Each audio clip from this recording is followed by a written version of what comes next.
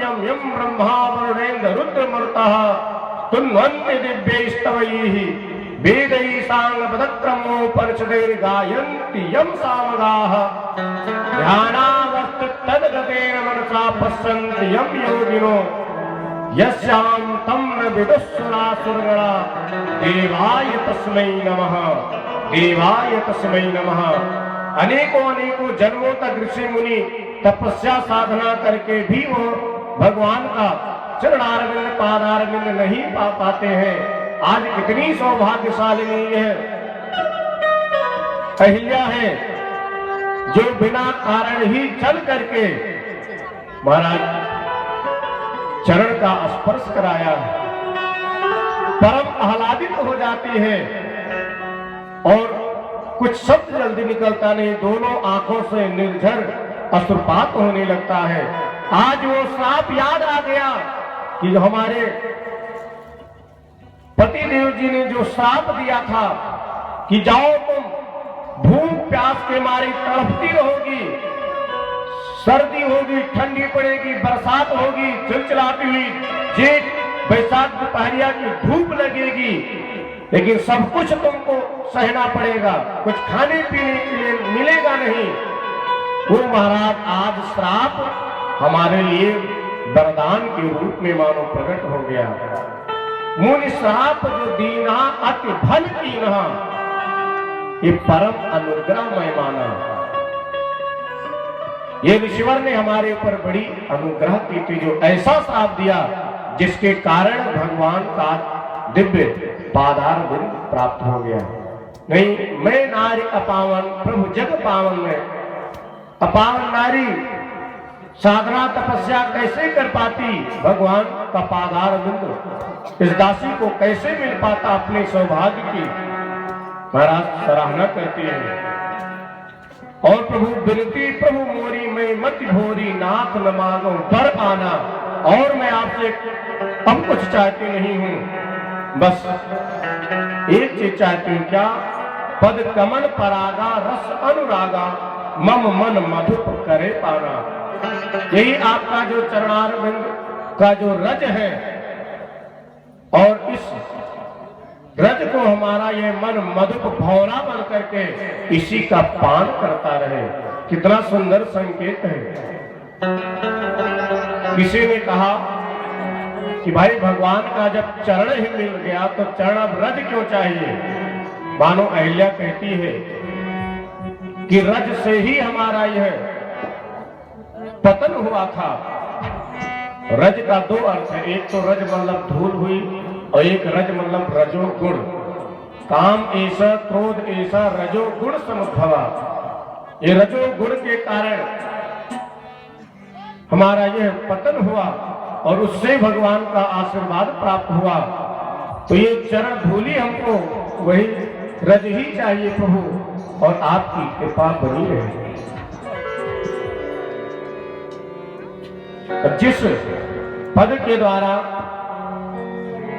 महाराज गंगा जी प्रकट हुई, भोले बाबा सिर पर उसको धारण किए और सोई में चरण धूली चाहती हूं, ये आप कृपा करके प्रदान करें।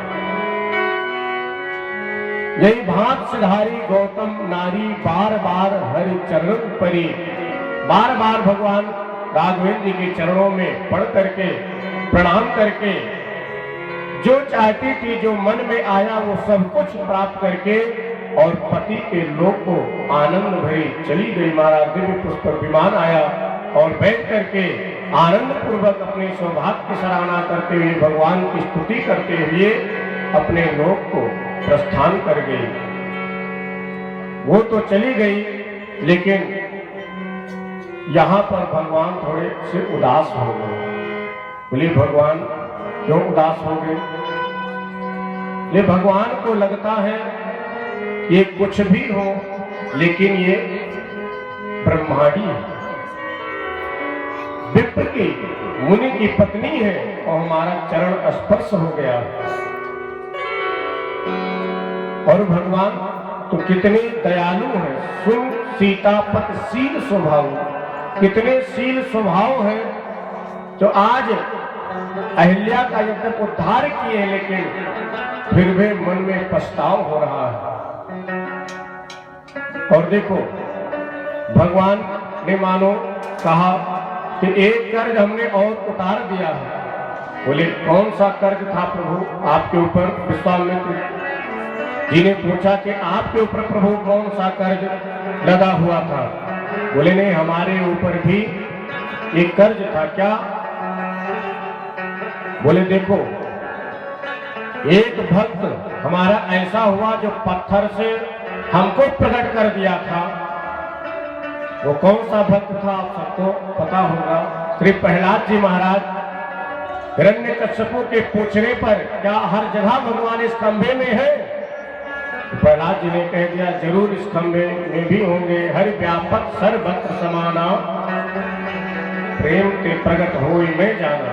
तो भगवान तो सब जगह है, तो इस खंभे में क्यों नहीं होंगे? हरि व्यापक सर्वत्र समाना, प्रेम के प्रगट होई में जाना। प्रेम के प्रगट होई में जाना। हरि व्यापक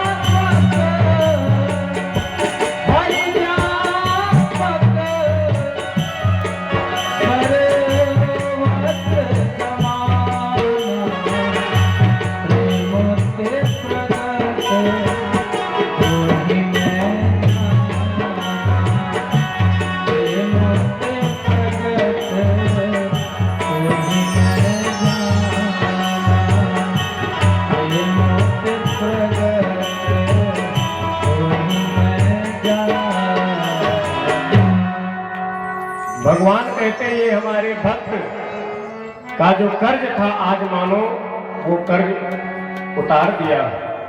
प्रहलाद जी ने पत्थर से भगवान को प्रकट किया था, तो आज गुरुदेव आपके आशीर्वाद से मैंने पत्थर से भक्त को प्रकट कर दिया और वो आनंद भरी पति लोक में चली गई। मेरा और मेरे भक्तों का लेना देना चलता रहता है, कहीं से लेता हूँ कहीं से दे देता हूँ।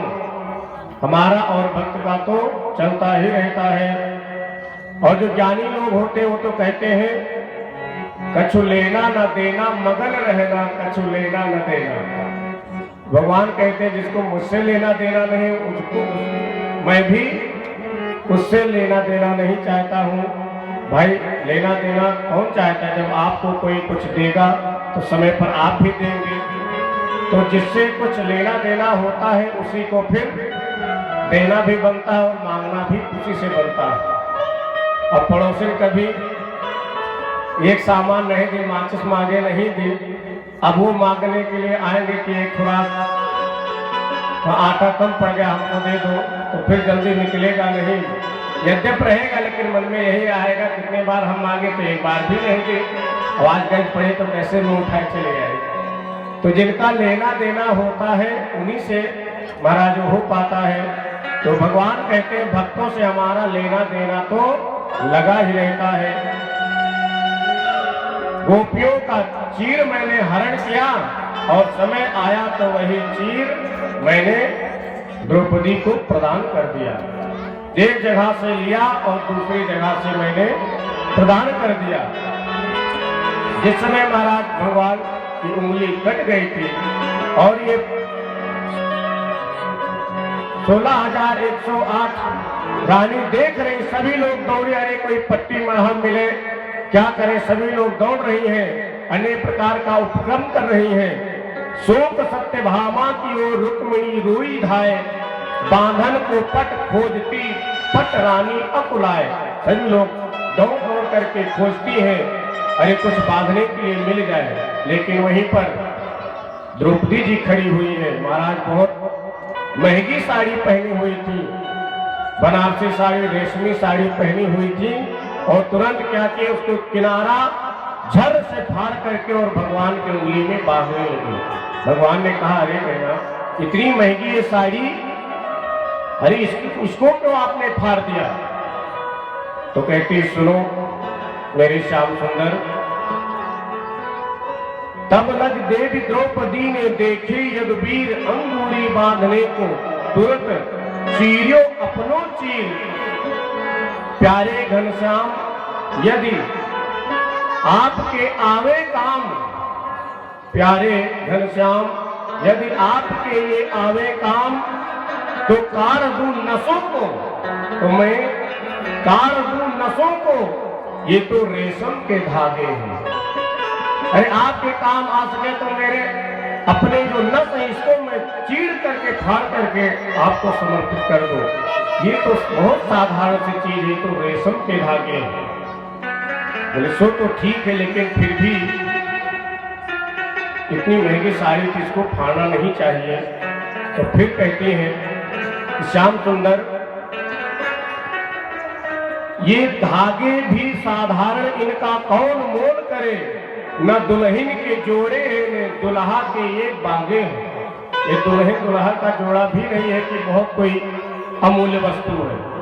और मैंने नहीं फाड़ा चीर, चीर देख कर ये अधीर, प्रभु मैंने चीर फाड़े नहीं।